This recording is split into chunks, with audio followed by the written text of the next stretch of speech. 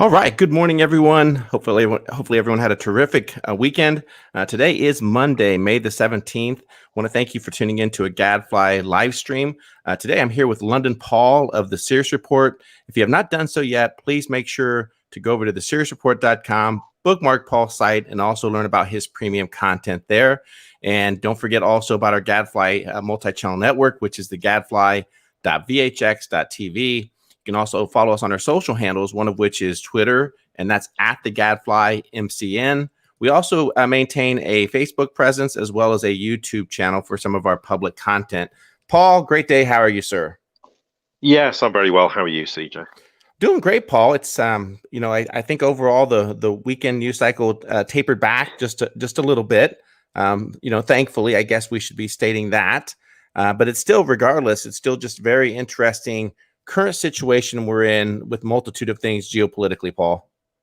Yes, and obviously, there's many things to focus on, but we talked. I mean, I know you and Ken talked about Israel and what's going on with Palestine, and I did something, but it's worth talking about it in more detail because there has been developments.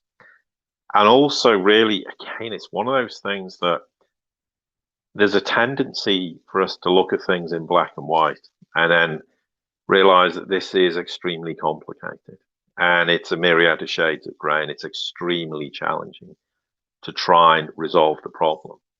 That doesn't excuse the behavior of any of the parties involved, whether because on face value, what Israel's done since the inception of the nation is completely unacceptable. They're just, everyone's seen the maps where the Palestinians, the land they notionally is the part of their state is just diminished. And we've talked about the Gaza Strip, which is 25 miles by 7.5. It's got 2 million people living in it, and it's absolutely oppressive. And so there's no defense of those policies, but the point is there's an enormous amount of complexity in how we actually resolve this problem. Because at the end of the day, and I've said this before, missile strikes on either side and all this conflict, loss of life is not going to resolve anything. The people will look at it from different perspectives depending on their political persuasion or their ideology or whatever. But at the end of the day, this is not going to resolve anything. And one thing I would say is, and this is not defending Western nations' attitudes towards Israel at times where Israel breaks UN Security Council resolutions, and the world is very reticent to criticize Israel. Whereas if the Russians were bombing media outlets, you'd never hear the end of it. If the Chinese were doing it, you'd never hear the end of it, etc. But with Israel, it's a very muted kind of subject, and we'll come on to the more specifics of that in a minute. But one of the fundamental problems that is often overlooked in this is that Israel's a nuclear power. It has nuclear arsenal. We don't know how big its nuclear arsenal is because it doesn't even admit it has got one, but it has one. And that potentially becomes a major problem. So, and I'm not saying there's clearly people in Western political establishments, not just the United States, who are very pro-Israel and just for the sake of being pro-Israel, not because they're fearful of nuclear reprisals in the region. But there is certainly people who have a measured view of this, who on even the US side, on the Western side, will look at this and go, well, yes, we can be very highly critical potentially of Israel's actions, but in the back of their mind, they're fearful, well, this could spill out into a nuclear conflict. And if that does, then you got a major hot war in the Middle East, and where does it go from here? And that's an aspect to our understanding and how you deal with this should play a very fundamental role in saying, well, okay, this is unacceptable what's going on, but how do we resolve this? The first thing we need to do is stop this conflict. Now, that alone is going to be problematic.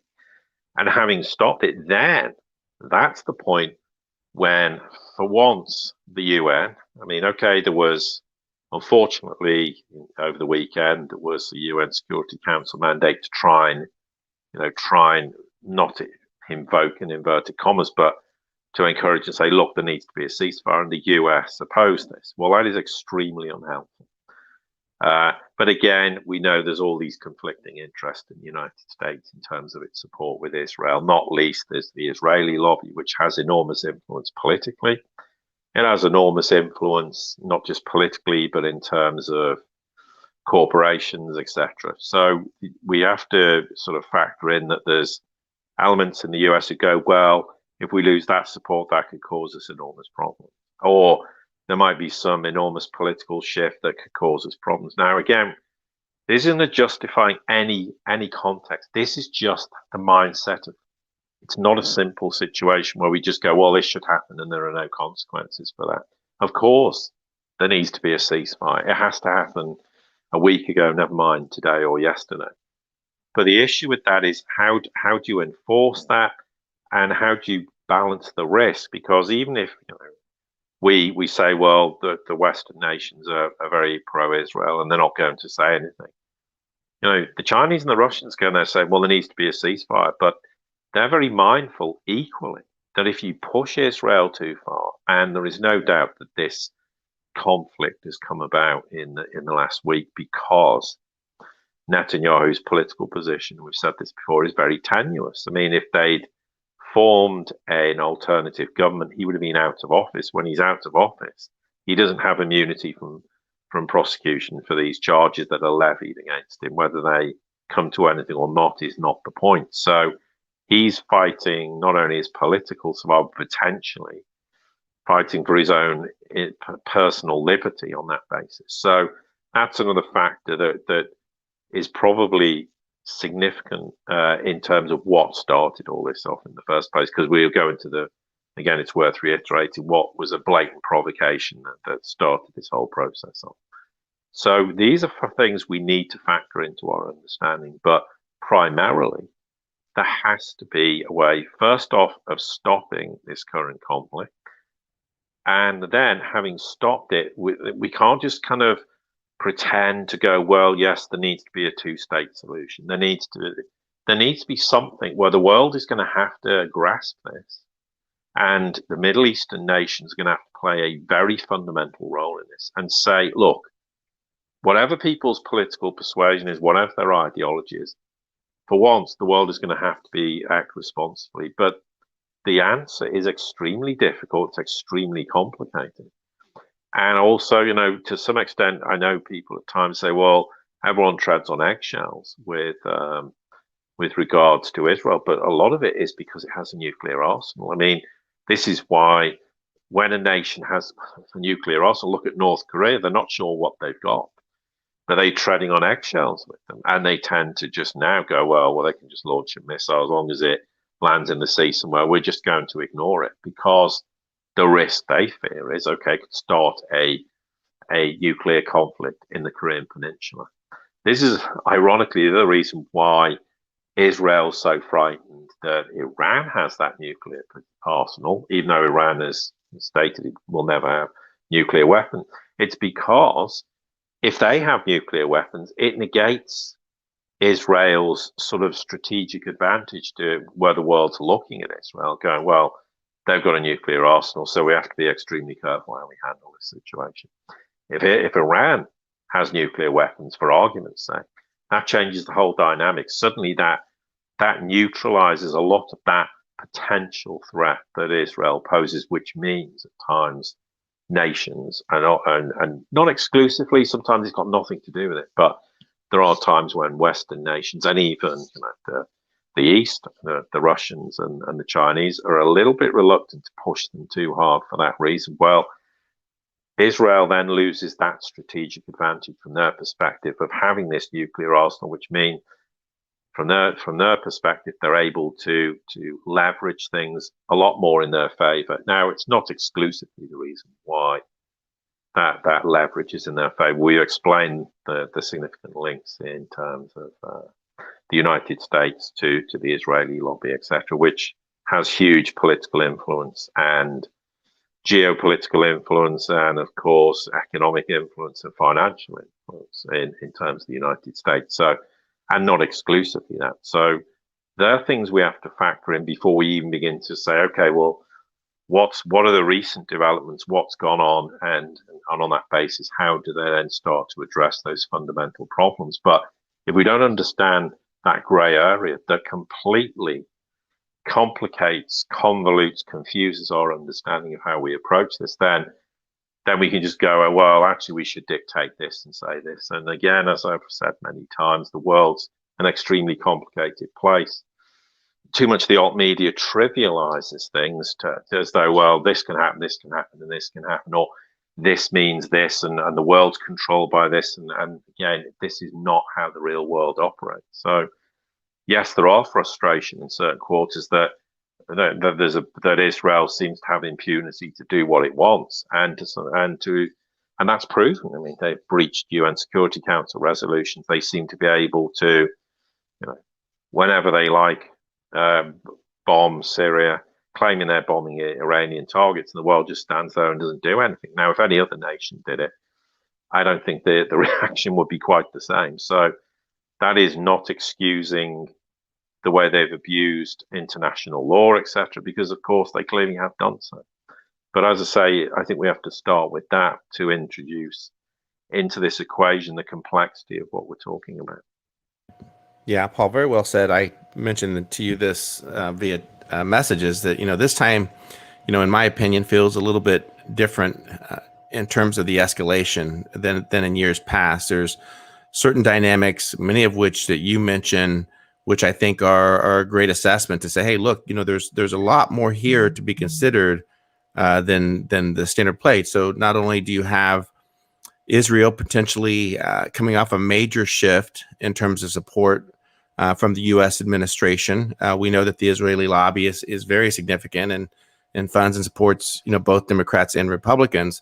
But they're also seeing a turn in Syria, Paul. That's one aspect for them to consider. The fact that Syria, that Bashar Assad is not going anywhere. That the dynamics of Syria have changed.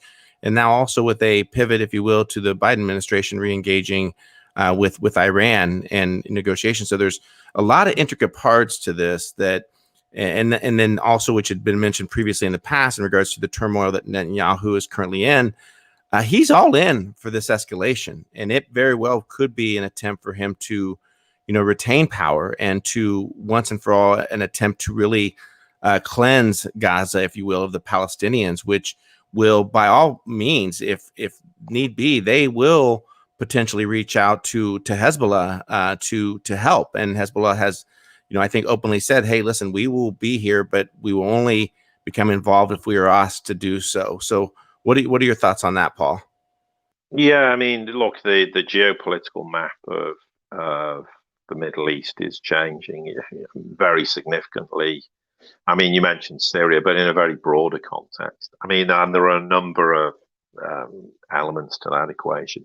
I mean, the Belt and Road Initiative is an obvious one, where China's made significant inroads into the Middle East, not least Saudi Arabia is an obvious example. But also, Russia moving into Syria to sort of prevent effectively the overthrow of Assad.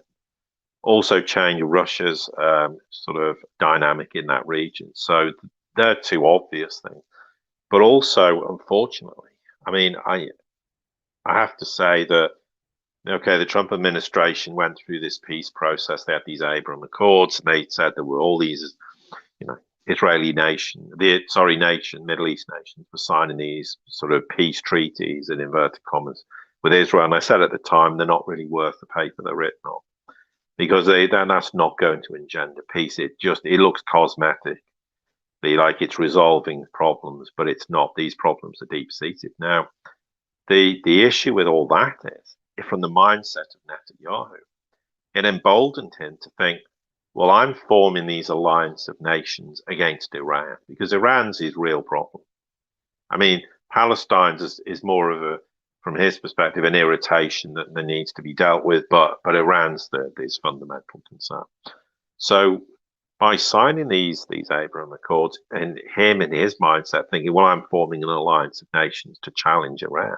It's emboldened him to the extent that he's now prepared to I think, take a more aggressive, assertive stance in terms of the likes of Palestine, which sounds a bit counterintuitive, given, or obviously it's an Arab state, and therefore the argument is, well, how does that figure into the equation with other Arab states in the Middle East? So that's a contradictory statement, but when you embolden someone like Netanyahu, then he's going to take a more aggressive stance in all manner of maybe even domestic policy, but certainly in terms of foreign policy. Now, does that mean there is an imminent war with Iran? Absolutely not, because the United States is adamant there is not going to be any war with Iran. But the problem is that doesn't mean Israel can't launch a preemptive strike on that basis. So there is lots of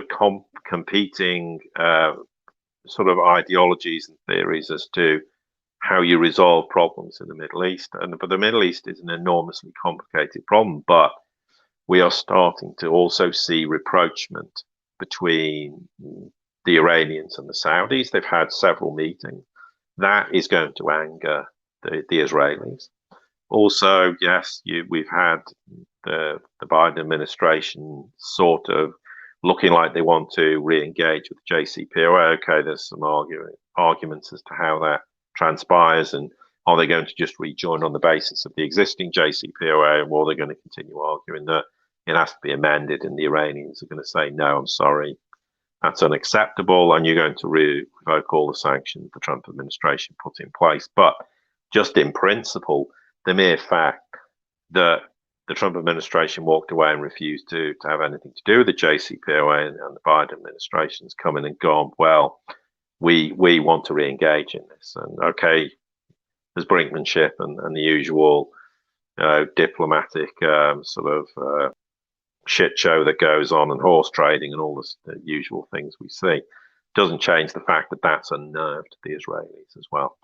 I think undoubtedly, ironically, some of the Israeli policies has unnerved less the Middle East, but unnerved the United States. For example, China's got a big footprint now in Israel. It's got access to the Haifa port. That is deeply unnerved the United States. So there are all these kind of conflicting parts to this equation. And once again, it shows on the one hand, the United States is very supportive of Israel in one context, but they're deeply fearful of the engagement with the Chinese as another example. And in some senses, they're a bit anxious and nervous about the relationship between Israel and Russia in the process too. So again, it massively complicates our understanding. And the Middle East in general is going through its own evolutionary process. There's no doubt Saudi Arabia is moving away from the petrodollar. Saudi Arabia is embracing the multipolar world.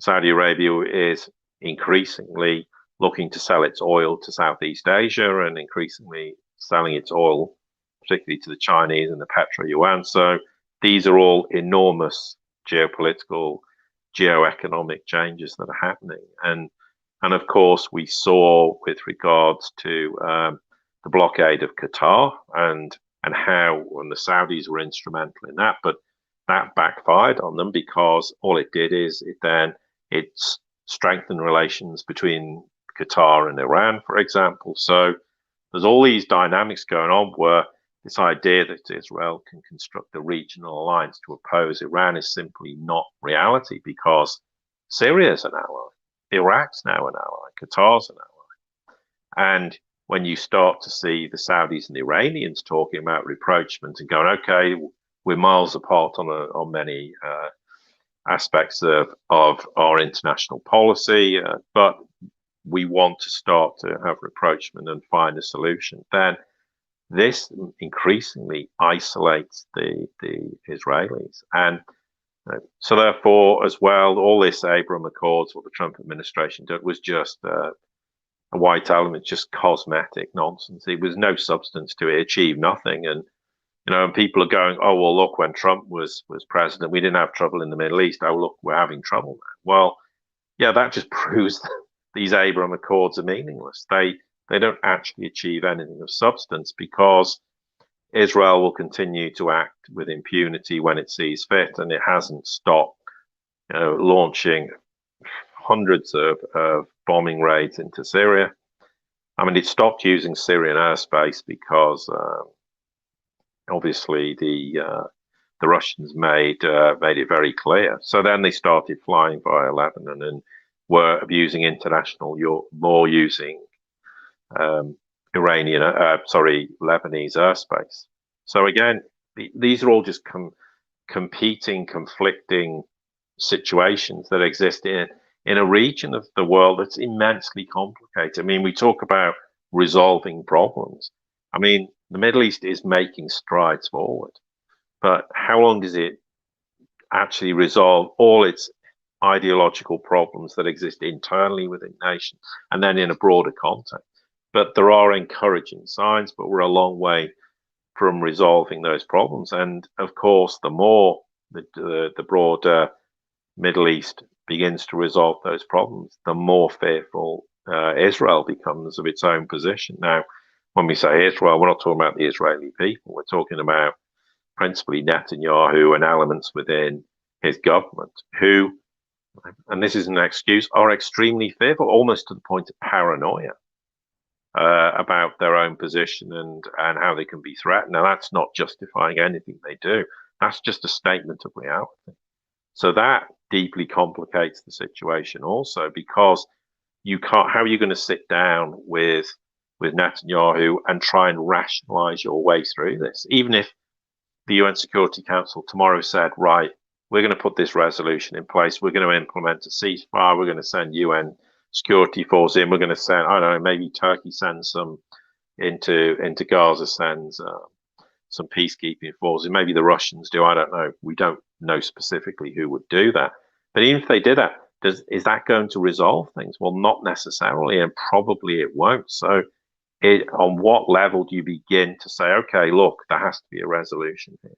And we're back to this fact that both sides firing missiles at each other is not going to achieve anything. In fact, all it's doing is leading to a loss of life, more so on the Palestinian side, of course, than the Israeli side. But these are innocent civilians. There's women, children, men, etc., who are all dying or suffering horrendous injuries. And this just emboldens both sides in terms of their grievances. And again, we have to start to reach a point where what are we going to do to remedy and rectify these problems? Because there's absolutely no doubt. I mean, I've seen interviews where there are a lot of Israeli people who are sick of it, but there are some Israeli people who are very hard line, who think the Palestinians should all go and live, in some other part of the world, and should leave Israel in totality. And they're very, very strong and vociferous in their beliefs. And equally, there's people in Palestine who are very, very anti-Israel because of what's happened. And these are statements of fact. And when people are that polarized, how do you bring them together? How do you actually begin to resolve these problems? And this is an enormous challenge. And the problem is the West doesn't even want to think about it. They're not even sat there going, look, we're going to have to deal with this problem sooner rather than later. We've postponed it for decades.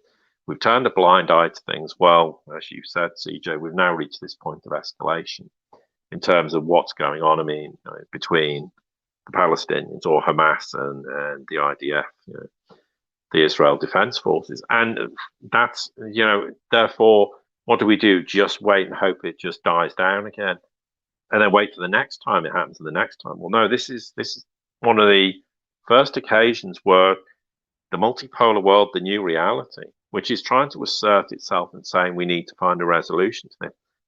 There needs to be the remains of the old reality, the unipolar world, which is the United States and some of its allies, who are going to have to sit there and go, look, this is no longer sustainable. And I do think within the United States, within the UK, within Europe, there are dissenting voices that are going, look, this is going too far now. We have to do something, but what do we do? I mean, because also there's this enormous fear politically that if you criticize Israel in any way, that you're anti-Semitic, and if you're perceived to be anti-Semitic, then your political career is gone.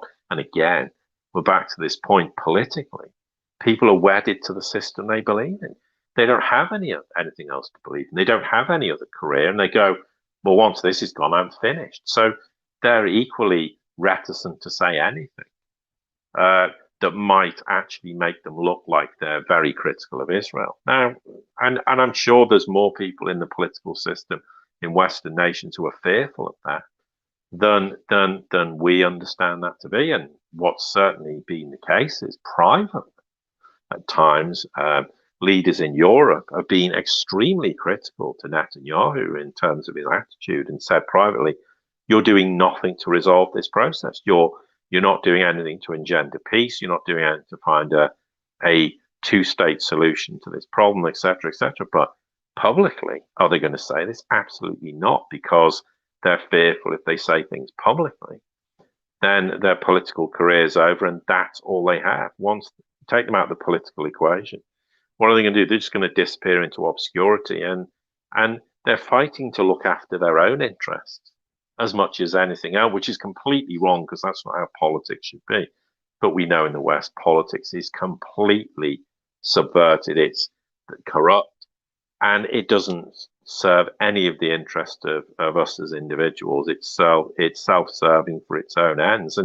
But as we've said before, and you look at what's happening in terms of the sort of geoeconomics of the Western world, the fall of US hegemony and the US dollar and the collapse of the unipolar world, is they can't change, because if they do a U-turn, they're politically finished. So they'll just keep plowing through the same ideology, knowing on a certain level it's all going to collapse anyway, but they have to just go down in flames with it, because they can't be seen to be the person who holds the hand that goes, hang on, this is all wrong.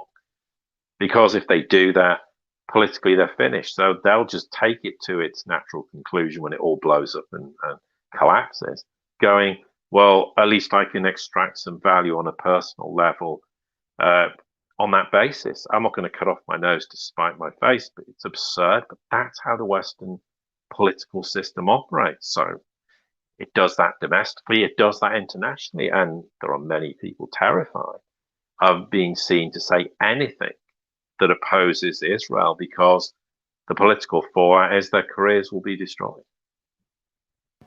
Yeah, Paul, it's very unfortunate, not only in this conversation regarding Israel, the Palestinian escalation, but it's very dangerous when we witness this, in a multitude, when there is an attempt to really shut down any type of counter narrative or attempts to question things, and rightfully so. I think this one that by several media outlets, several journalists were condemning, where we had the destruction of two very important buildings that housed close to 20 media outlets, that these buildings were taken down systematically by Israel. And those things should raise flags as to, okay, well, why is this happening? What's the attempt there to really, to shut down any type of reporting of boots on the ground? So again, we'll have to continue to, to monitor this. I also sent this article in regards to what Turkey is calling out of a quote unquote an international protection mechanism for Palestinians. There'll be several other countries that try to intervene or step in and try to, forge us ahead, Paul. But it just again, it just gets so conflicting with the multitude of things happening there. And let's hope that peace will prevail at some point, and the act of causing death and destruction can cease soon, Paul. Yeah, we need to go into some depth this business about these, literally raising to the ground these media outlets of these two sort of high-rise blocks of or buildings. They're not flats or something. I don't think there was anyone residential in them, but yeah, they were both destroyed. And there's no doubt, if you don't have the Associated Press buildings in there, then you're not going to have the same level of reporting as to what's going on inside Palestine. Who does that benefit? Well, of course, it benefits Israel. So, it's a strategic move. They took down this Jahara Tower. That went down. Then they bombed the Al Sharuk Tower. They gave warnings before, and yeah, I don't know how long you've got, a couple of hours, get out. We're destroying the buildings. So we should at least be grateful there wasn't a loss of life as a result of that. But that's not the point. If you don't have these media outlets, they're there for a reason, and they're there because they can report on what is actually going on in Palestine. Although there's an argument how much of what is actually going on in Palestine is reported anyway, but that's not the point. The buildings are significant. I mean, they housed media institutions from all over the world, and the fact they were destroyed, is without any, fear of contradiction. And you can argue it's a war crime. It's against international law, but of course, what does Israel do? It says, well, the Al Jahara building was housing Hamas intelligence and military officials, and the Al Shura building was also housing military intelligence offices and their infrastructure to communicate, for tactical military operations. Well, of course, they would say that. And where's the evidence? Because people in these buildings said, I'm sorry, that's not the case. But again, that's just a tenuous justification, and we know why they're doing it. And I mean, the Al Saruk building's been bombed on several occasions in the last decade. So it's not. This is not like it's something new. We've seen it before, but I mean, it is a very, very disturbing development. And again, it's one of those things no one in the West is talking about it. The Western media doesn't talk about it. Western politicians don't talk about it particularly. I mean, there's some coverage, but it's a bit muted.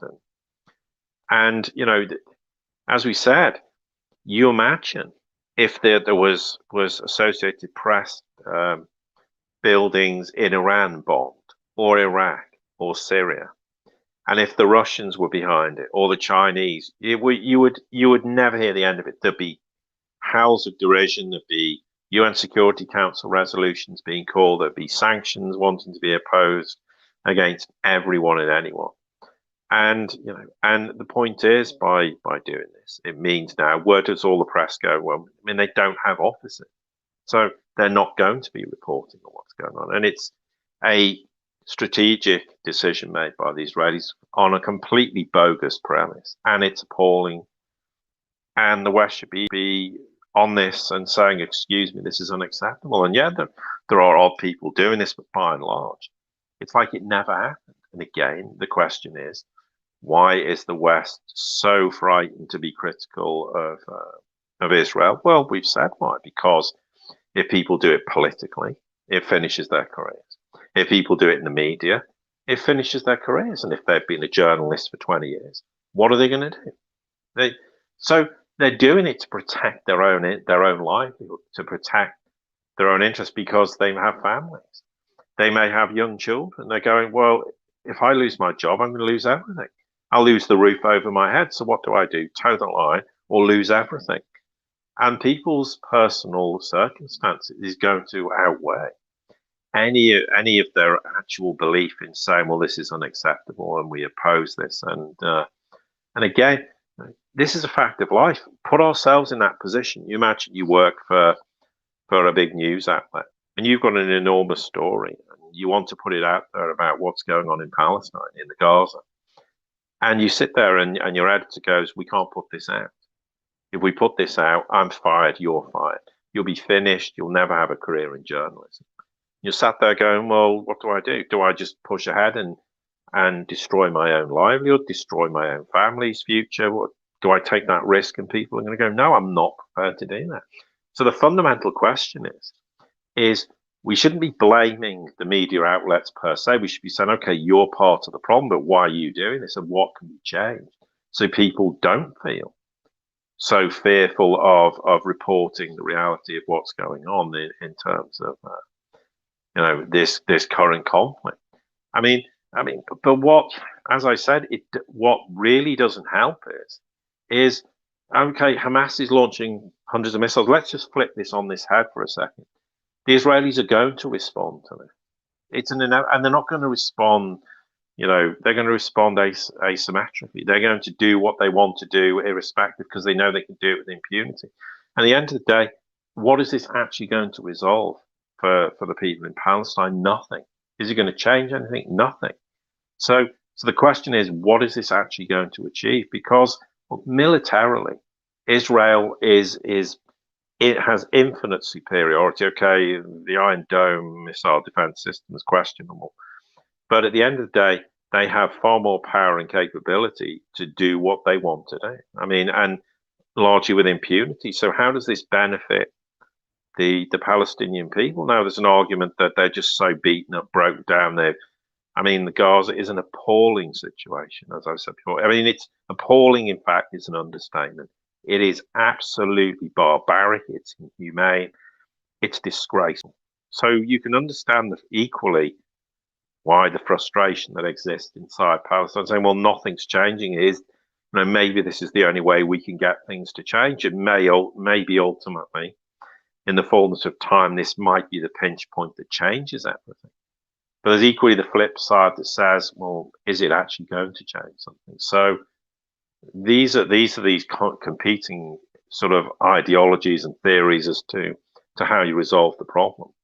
I mean, the other thing worth mentioning is obviously on the same day, Biden, or someone in Biden's office, anyway, the Biden administration, inverted commas, spoke with both. Now, there's a Palestinian Authority president, that's Mahmoud Abbas. He also spoke to Netanyahu. Now, obviously, surprise, surprise, speaking to Netanyahu, he said, we defend, Israel's right to defend itself against rocket attacks from Hamas and other terrorist groups in Gaza. And obviously, they've condemned these indiscriminate attacks against towns and cities across Israel. Well, what else are they going to say? I mean, yes, okay, we can argue about what caused this, but by the end of the day, he's not going to say, well, actually, we don't condemn that. Whether, because they don't put context in things, that's just a binary statement. But he said, obviously, the Biden administration updated Netanyahu on what he called high-level US engagement with regional partners and discussing ongoing diplomatic efforts. Now, that is absolutely true. The US is trying to engage with a whole bunch of people to try and find some resolution to this, because at the end of the day, what's going on between Israel and Palestine is of no benefit to the United States. In fact, it's exactly the opposite. So does it mean they're successful? Does it mean they're actually going to achieve anything? Well, that's an entirely different matter. But the one thing the Biden administration did say, they talked about the conflict claiming the lives of Israeli and Palestinian civilians, including children. At least there was an acknowledgement that on both sides of this conflict, there is unnecessary death. And obviously, and this is something we haven't come to, which is, as much as Israel is extremely fearful of its neighbors, it's fearful of Palestine, it's fearful of Syria, it's fearful of Iran. There's also the point about what's going on internally within Israel, because there are consequences within Israel for Arabs who live in Israel itself. And there has been some pretty awful confrontations, violence, and worse between Israeli people and obviously the Arabs. So that's something that was mentioned by Biden to obviously Netanyahu. So there is these violent confrontations that are also going on in the West Bank, and also the Biden administration, they want to enable the Palestinian people to have dignity, security, freedom, and economic opportunity in a two-state solution. So, okay, they've made the point, and to be honest, a two-state solution is the only answer to this. That doesn't mean the Israelis are in any position at this point to agree to that. Maybe in a post-Netanyahu world that has some legs. So there were certain comments made there, that's on public record, that gives you some degree of saying that even inside the United States, they've realized we've reached a point where something has to be done. Now, the flip side is he speaks to Abbas, who's obviously the Palestinian Authority president. Now, says he wants to strengthen the US-Palestine relationship. Obviously, they discuss what's going on in Jerusalem, the West Bank, and Gaza, and And obviously, yes, in terms of talking to Abbas, they talked about the need for Hamas to stop firing rockets into Israel. Well, yes, absolutely, that's true. I mean, because ultimately it doesn't resolve anything. Okay, we're back to this point from their perspective.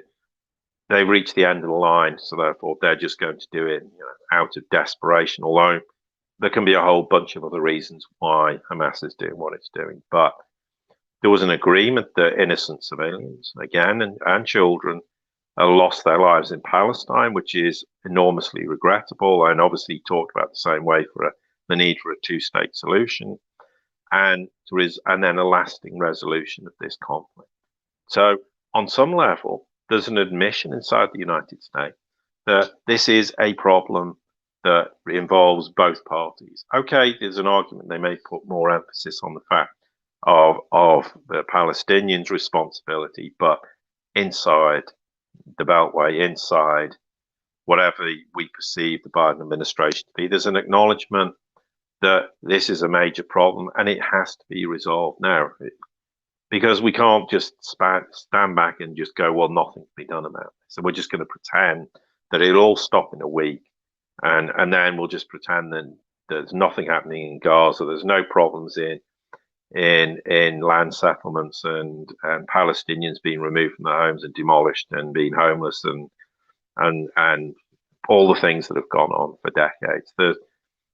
There is, I think, finally a point where there's a realization something has to be done, but who's the nation that's actually going to broker this? Because as much as the Russians can sit there and say, we'll host a conference between the Palestinians and the Israelis in Moscow, or the Chinese could do it in Beijing, or the Americans could do it in Washington, or the Germans could do it in Berlin, for argument's sake. Is this actually going to resolve anything? And maybe the solution to resolve the problem lies more with Middle Eastern nations who are going to have to take collective responsibility and say, maybe we're the ones that need to try and help deal with this problem.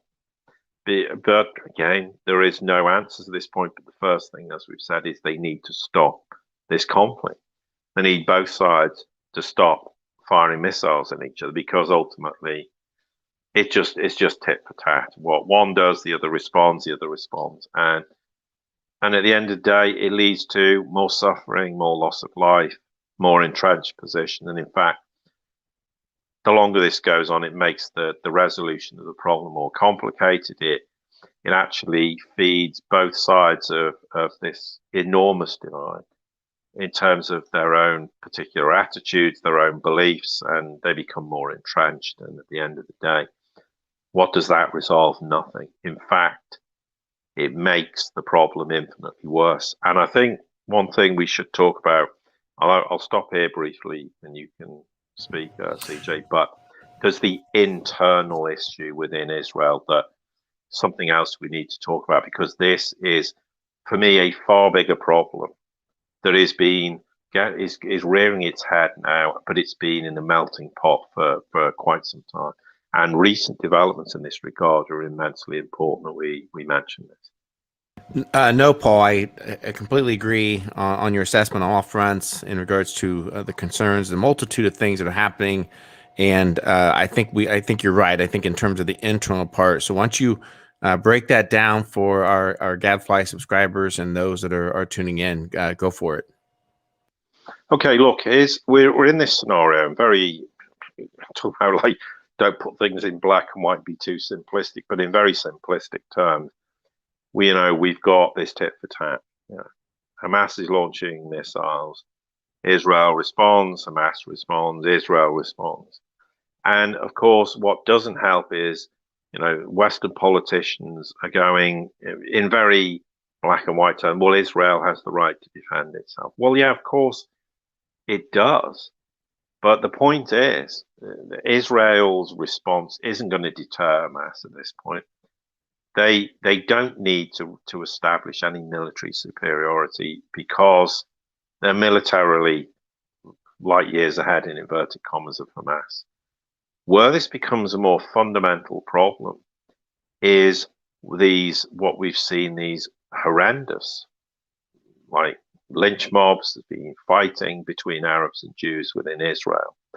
That's the biggest threat to Israel's stability now and in the future, because I think already around 20% of Israelis are now Arabs, and that is only growing. I think they eventually think at some point the Arab population in Israel will be in the majority. Now, that's not something that's going to happen overnight, but it's going to happen at some point. So what does that mean for Israel if you don't resolve the problem now and start to realize that there is these enormous problems that exist inside Israel itself between the Arabs and Jews, then you're going to only stoke up a massive problem that's going to happen in the future. So the problem is that obviously what didn't help was within Israel is there was legislation about 3 years ago that made effectively said that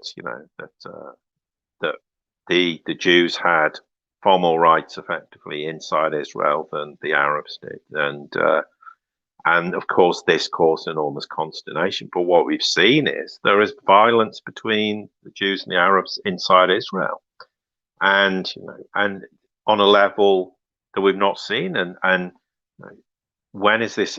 Is this the start of something that's going to become a problem that isn't going to disappear? It won't disappear when Hamas and the IDF stop bombing each other effectively. So, and the question is, how does that get dealt? Because you're not only having a problem between two nations in Palestine and Israel in this case, it becomes a domestic problem internally for Israel. And we saw some pretty horrific graphic scenes of Israelis beating up Arabs. There was one vice versa, and in very brutal terms. And the question is, when is something going to be talked about that? When are we going to start to go, look, this is now a domestic problem inside Israel? And I don't believe that domestic problem is going to go away. So Israel, therefore, suddenly has an enormous problem internally within its nation.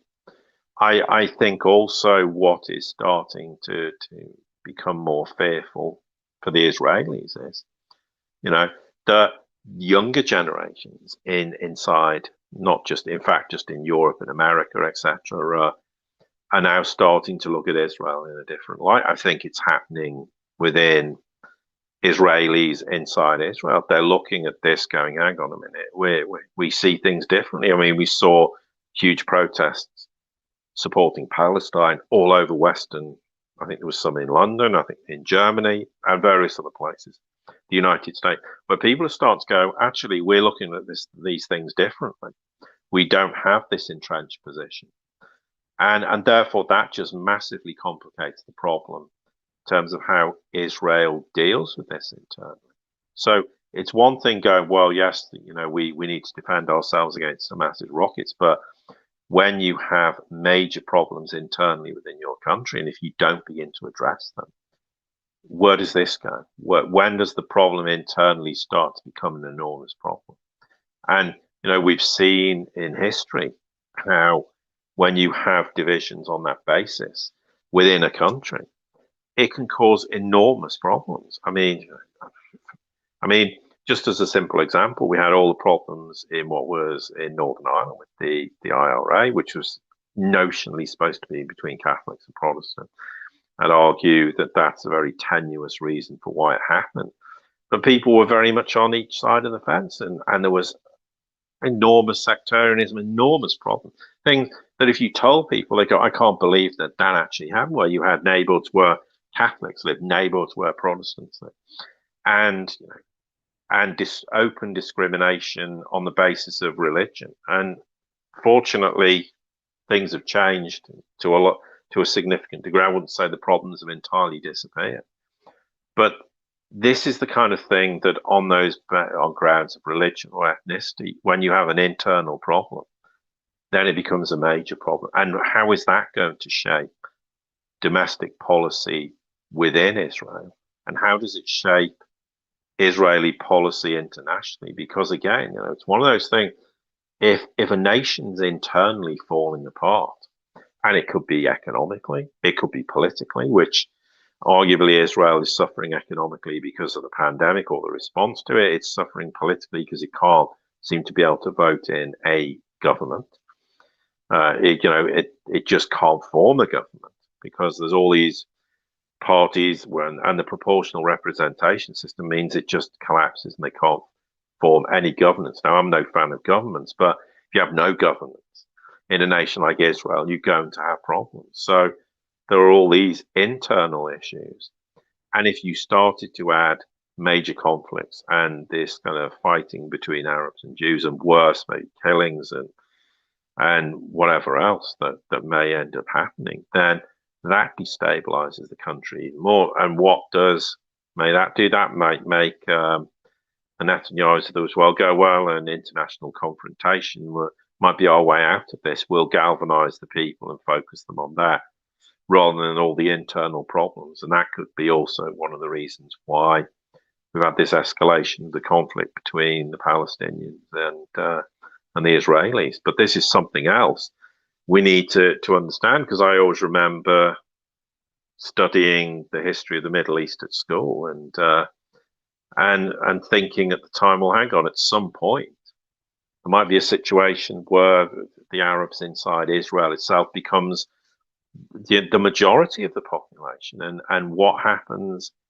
in that case in terms of how do you deal with the problem? I mean, because then the risk is suddenly those decades of all the problems and all the grievances that people, or the descendants of Palestinians who actually obviously stayed in effectively what became Israel after the creation of Israel in 1948, and disaffected. How are they going to respond, and what does that then mean for the Jewish people inside Israel? It's an enormous problem, and we need to start going. We can't just pretend and sweep this under the carpet. There needs to be some very tough decisions made, and there might have to be UN Security Council resolutions that are enforced to mean that we have to do something about this. We have to get both parties to the table and begin to resolve this. And how are you going to enforce that? Because I don't think, even if you got them to the negotiating table and you could manage to get some agreement, how is it going to be enforced? And is it just going to be 5 minutes after something's agreed and maybe there's treaties and things signed that they'll just be revoked and the same problems will rear their head?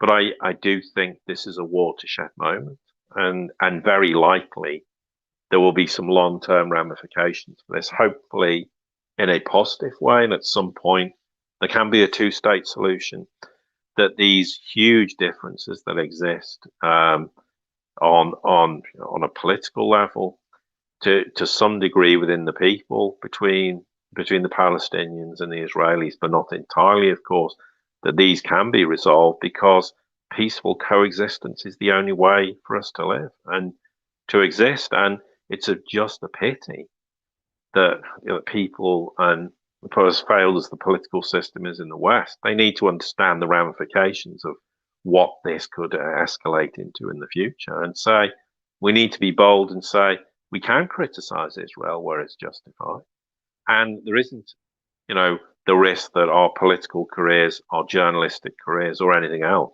are going to be destroyed because we dare to question what Israel's doing and be branded anti-Semitic for having the temerity to say, excuse me, but what you're doing with Palestine is unacceptable. And until we have that mind shift change, then it's going to be difficult, nigh on impossible, to resolve these problems.